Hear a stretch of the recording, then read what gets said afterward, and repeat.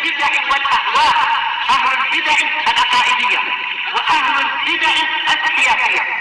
أنا أقول بيننا وبينكم السلف، بيننا وبينكم الكتب، كان فيقول البدع بيننا وبينكم. Bismillahirrahmanirrahim. Alhamdulillah wassalatu wassalamu ala Rasulillah wa ala alihi wa sahbihi wa man walah, ma ba'd. Kita lanjutkan berikutnya.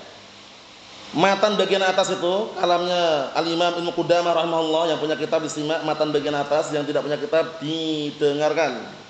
Qala Al-Imam Ibnu Qudamah rahimahullah, termasuk prinsip Ahlus Sunnati wal Jamaah wa tarkun nadhar fi kutubil mubtadi'ah wal isgha' ila kalamihim. Penting ini, meninggalkan melihat baca kitab-kitab ahlu bidah, ngambil faedah dari kitab-kitabnya ahlu bidah dan mendengarkan ucapan mereka. Ini hati-hati ini. Kalau antum dan kita ingin kokoh di atas sunnah, perhatikan ini, kalau ingin kokoh di atas sunnah, apa kata Imam Syatibi rahimahullah? Siapa yang ingat? Al-Imam Asy-Syatibi Abu Ishaq rahimahullah menyebutkan dalam kitab Al-I'tisam, kunci agar istiqamah di atas sunnah bagaimana? Kumpul dengan ahlu bid'ah, ngobrol dengan mereka, belajar dengan mereka, atau bagaimana? Kita lewati kemarin. Siapa yang masih hafal itu? Ayo, antum hafal antum? Hafal belum? Ya, bismillah.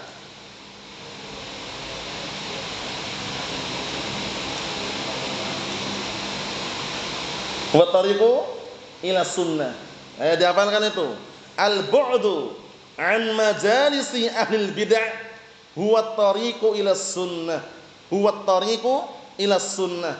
Al-bu'du an majalisi ahlil bid'ah huwa tariqu ila sunnah. Ana artikan ini. Menjauhkan diri dari majelisnya ahlul bid'ah adalah jalan menuju as-sunnah. Dikondisikan Mas, faedah ini Mas. Al-bu'du an majalisi ahlil bid'ah huwa at-tariqu ila sunnah. Perkataan siapa ini? Al-Imam Abu Ishaq Asy-Syatibi rahimahullah dalam kitab Al-I'tisam. Al-bu'du an majalisi ahlil bid'ah huwa at-tariqu ila sunnah. Menjauhkan diri dari majelisnya ahlul bid'ah adalah jalan menuju as-sunnah. Ingin istiqamah, kokoh di atas al-haq, kokoh di atas Al-Quran was sunnah, jauhi al-bid'ah, jauhi hizbiyin. Jangan bermodalkan ingin belajar nahwu, akhirnya belajar sama orang-orang apa? Hizbiyun di luar sana. Ustaz, anak kalau belajar nahwu sama hizbiyun Ustaz, kalau belajar akidah sama tauhid sama ahlus sunnah, namanya manhaj gado-gado. Antum tahu manhaj gado-gado? Manhaj gado-gado alias nano-nano. Tahu permen nano-nano antum? Rasanya bagaimana rasanya? Ada yang kecut, manis, rusak. Paham ya? Kemudian bisa dikatakan juga apa? Yang lebih ekstrem daripada itu apa? Manhaj pramuka. Di sana senang, di sini senang, di mana-mana senang mereka. Itu manhaj pramuka namanya. Hati-hati itu. Ahlus sunnah harus punya prinsip, mauqif yang sahih bersama ahlus sunnah. Bukan ngambil ilmunya dari hizbiyin itu loh. Lihat ini. Termasuk prinsip ahlus sunnah wal jamaah tarkun nadhar, meninggalkan melihat fi kutubil mubtadi'ah, melihat kitab-kitab ahli bidah. Makanya yang kalau nyari kitab terjemahan ahlus sunnah. Jangan terjemahan kitab ahli bidah dibaca. Paham ya? Nah, karena apa? Karena hati kita tuh lemah, syubhat menyambar-nyambar. Al-qulubud dha'ifah wasyubahu khattafah. Hati itu lemah, sedangkan syubhat apa? Menyambar-nyambar. Dikondisikan ini ya faedahnya ya. Al-qulubud dha'ifah wasyubahu khattafah. Hati-hati itu lemah, sedangkan syubhat menyambar-nyambar. Bayangkan itu. Kalau tahu lemah itu hati, hati itu lemah, lemah itu hati, dijaga itu hati. Jangan sampai lemah. Paham ya? Nah, barakallahu fi. Dengan cara apa? Tadi, menjauhkan diri dari majelisnya ahlul bidah. Paham ya? Jangan dekat-dekat dengan mereka. La tujalisu ahlal ahwa fa inna mujalasatahum mumridatun lil qulub. Kata siapa itu? Al-Imam sahabat yang mulia Abdullah ibn Abbas radhiyallahu anhu, la tujalisu ahlal ahwa fa inna mujalasatahum mumridatun lil qulub. Jangan kalian duduk-duduk dengan pengikut hawa nafsu. Ahlu bid'ah pengekor hawa nafsu. Hizbiyun pengekor hawa nafsu. Ustaz, ana cuma ngambil bahasa Arabnya toh, awal mulanya bahasa Arabnya saja. Lama-lama muji ustadznya. Oh, ternyata ustadznya Masya Allah ya. Ustadznya senyum-senyum, orangnya baik, walaupun hizbi. Nah, ujung-ujungnya itu. Walaupun hizbi orangnya baik. Muji-muji ustadznya. Itulah yang berbahaya barakallahu fiik. Makanya kalau ngambil ilmu itu dari siapa? Ahlus sunnati wal jamaah, semua ilmu. Ilmu akidah, tauhid, ilmu manhaj, ilmu mustalah, ilmu usul, sirah, fikih, ilmu bahasa Arab, nahwu sharaf dari ahlu sunnah semuanya. Jangan dari ahlu bid'ah, ingat-ingat itu. Paham ya? Siapa yang ingat perkataan al-Imam Muhammad ibn Sirin rahmatullah alaih, dinukilkan dalam muqaddimah Sahih Muslim, bahwasanya ilmu ini adalah agama. Lihatlah dari mana kalian mengambil agama kalian.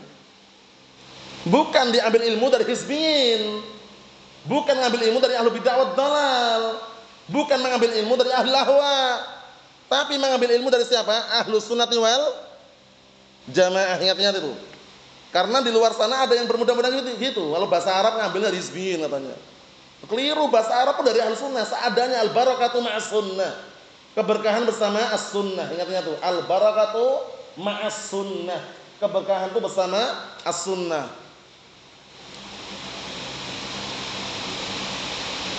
Naam, ahsanta barakallahu fiik. Dihafalkan itu. Inna hadzal ilma dinun fangduru amman ta'khuduna dinakum. Kalamnya siapa ini? Muhammad ibn Sirin. Kalamnya Muhammad ibn Sirin dinukilkan al-muqaddimah Sahih Muslim.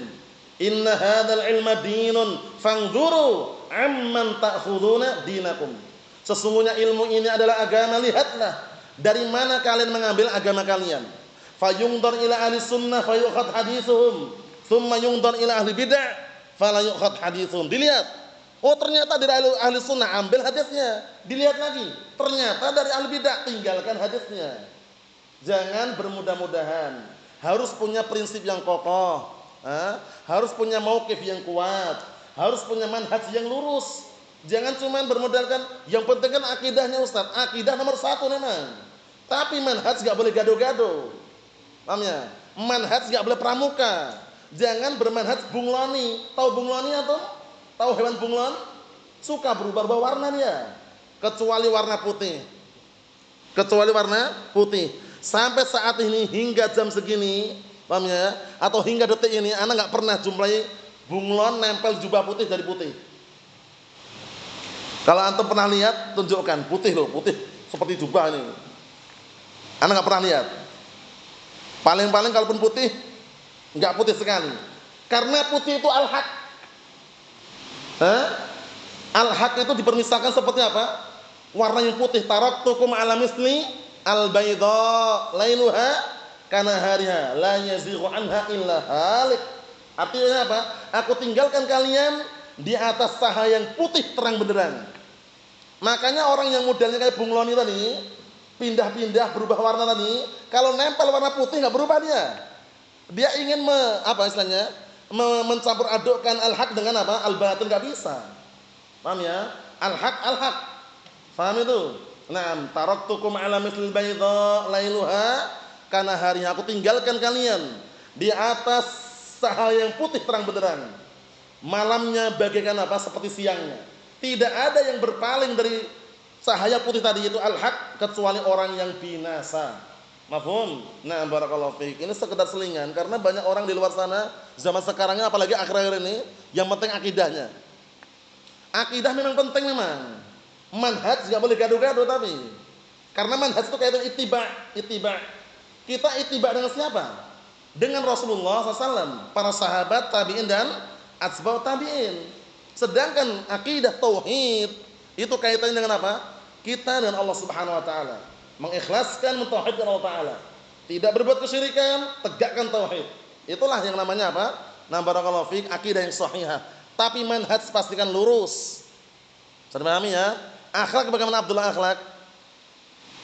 Akhlak dan moral pun harus bagus juga. Karena sebagian orang di luar sana ada juga, ana bilang di luar sana, ada juga yang mereka bermodalkan yang penting akhlaknya Ustaz. Di mana-mana pun yang penting akhlaknya. Akhlak itu nomor 1. Walaupun akidahnya lurus, manhajnya lurus, kalau akhlak tidak punya, itu apa? Kurang apa? Kurang tepat. Kita katakan cara ngomongnya jangan gitu. Cara ngomongnya, luruskan akidahnya, luruskan manhajnya, perbaiki akhlaknya. Dapat semuanya gitu maksudnya, enggak menyepelekan salah satunya ya kan? Manhajnya lurus, akidahnya sahihah, akhlak dan moralnya bagus. Paham ya? Itu penting sekali ya. Karena kalau kita cuma bermodalkan akidah, manhaj, kok moral enggak punya, akhlak enggak punya, sopan santun enggak ada, adab tidak ada. Dia hidup di tengah-tengah masyarakat, kemudian lewat di depan masyarakat, banyak orang kayak gitu dia diam aja. La salam wala kalam wala nyapa wala syai', keliru, sapa mereka. Assalamualaikum. Atau sapaan-sapaan yang lainnya. Namanya sopan dan santun, unggah dan ungguh. Paham? Seperti itu. Jangan diam seribu bahasa, merengut wajahnya kayak aspal. Allahul musta'an. Salam, assalamualaikum. Orang-orang awam itu kalau antum sapa senang mereka. Walaupun sapaan enggak salam pun, mari Pak, monggo Pak. Nggih. Orang Jawa gitu biasanya. Paham ya? Apalagi dengan salam assalamualaikum. Waalaikumsalam warahmatullahi wabarakatuh. Kalau terbiasa antum sapa, antum belum nyapa disapa duluan. Kalau enggak percaya buktikan hal itu. Terbiasanya apa? Antum baru dari jauh kelihatan oleh mereka assalamualaikum biasanya. Itu lihat itu. Nah, karena akhlak juga kita perlukan. Sudah kenal dakwah salafiyah, sunni salafi, motornya belum kenal potnya. Allahul musta'an. Lewat di kampung dibayar-bayar. Itu kurang akhlaknya, kurang adabnya, enggak bagus seperti itu. Itu motor kasih suara yang pelan. Kenal potnya. Paham ya? Jangan dibayar-bayar di hadapan masyarakat kayak gitu dikirain wah ini enggak punya moral nih. Pakai sorban orangnya. Allahul musta'an. Enggak perlu apa? Enggak perlu tahu, yang jelas dikondisikan, enggak bagus seperti itu. Paham ya? Nah, bukan di sini, di luar sana. Katanya untuk ngusir hama apa? Hama sawit ngawur. Ngasa ngusir hama sawit pakai motor belombongan kayak itu. Allahul musta'an. Itu cuma alasan aja, kasih motor itu suara yang pelan. Lewat di tengah masyarakat mereka pun tenang. Kasih sapaan yang bagus. Assalamualaikum. Ini sekedar selingan, ingat-ingat ya.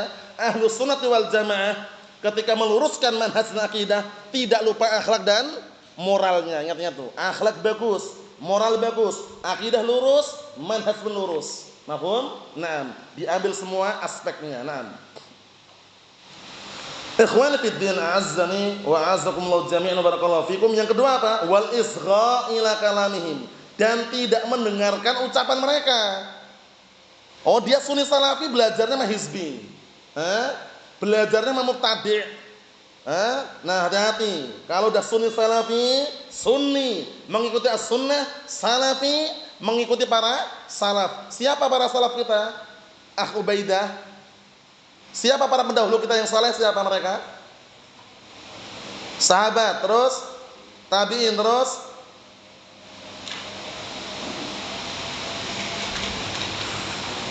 anakumullah atba'. Ayo atba'u tabi'in. Ahsantum, tiga ini ya. Nah, para sahabat, para tabi'in, para atba'u tabi'in. Itu salaf kita yang saleh. Mafhum? Para pendahulu kita yang saleh itulah yang kita ikuti, sunni salafi. Mafhum? Jadi bukan apa? Bukan sunni selfie. Sunni selfie banyak di luar sana. Ngakunya sunni selfie terus. Allahul musta'an. Allahumma sallim. Naam. Lihat ini. Dilarang baca kitab-kitabnya ahlul bidah dan dilarang mendengarkan ucapan-ucapan ahlul bidah, karena ucapan ahlul bidah barakallahu fiik bagaikan racun yang disusupkan tapi dengan cara halus dan lembut, dipermisalkan kal aqrab. Tahu aqrab antum? Dipermisalkan seperti al aqrab. Apa itu al aqrab? Kalajengking. Kalajengking kelihatannya santai, tenang, slow ya kan? Ekornya di belakang ini, tapi kalau udah nyengat udah. Kalau udah nyengat, racun udah masuk, berbahaya sekali. Apalagi kalau jengkingnya besar, tonggeng itu. Maksudnya apa? Dainya hizbiyin ini. Dainya hizbiyin, dainya lebih antum dekat-dekat, belajar sama mereka, sengat nanti dengan arus syubhat. Makanya sarankan ya, ngambil ilmu alat, ilmu akidah, ilmu tauhid, semua ilmu syariat ini kepada ahlus sunnah wal jamaah. Dihafalkan kalamnya al-Imam Muhammad ibnu Sirin rahimahullah tadi itu. Inna hadzal ilma dinun fanzuru amman ta'khuduna dinakum. Dihafalkan ya yang belum hafal ya. Sesungguhnya ilmu ini adalah agama, maka lihatlah dari mana kalian mengambil agama kalian. Allahul musta'an. Qala Asy-Syaikh Shalal Fauzan asbahullah, kita ambil dikit lagi. Syarah bagian bawah itu, syarahnya. Hadza 'audun 'ala masabaq. Ini pembahasannya kembali kepada pembahasan sebelumnya. Kenapa kok diulang-ulang? Karena ada kaidah. Kenapa diulang-ulang? Apa kaidahnya, Mas Iqbal? Kenapa kok diulang-ulang lagi ini? Apa kaidahnya pendek, simpel, padat?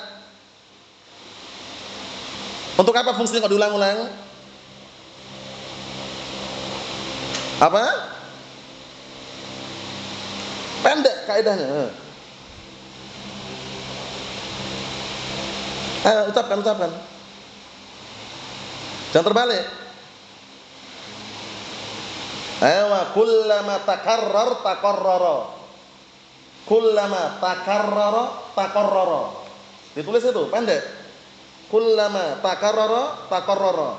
Semakin diulang-ulang semakin melekat. Itu kaidahnya. Makanya ketika diulang-ulang nasihat, ya kan, diulang-ulang pembahasan itu jangan apa? Jangan jenuh. Ini lihat Syekh Shalal Fauzan. Pembahasan ini kembali kepada pembahasan sebelumnya. Apa itu kita lihat? Fa idza kana al-wajib hajrul mubtadi'ah, yaitu apabila yang wajib itu menghajar, meninggalkan mubtadi'ah, fa innahu yajibu hajru kutubihim aidha. Maka wajib menghajar, meninggalkan kitab-kitab mereka juga. Paham ya? Dulu yang kita sayangkan, wala'iyadzubillah, semoga Allah Ta'ala memberikan hidayah kepada orang tersebut. Dulu kitab andalan kita ketika bahas fikih, ingat antum? Kitab siapa waktu itu? Kitab fikih kita baca malam hari itu.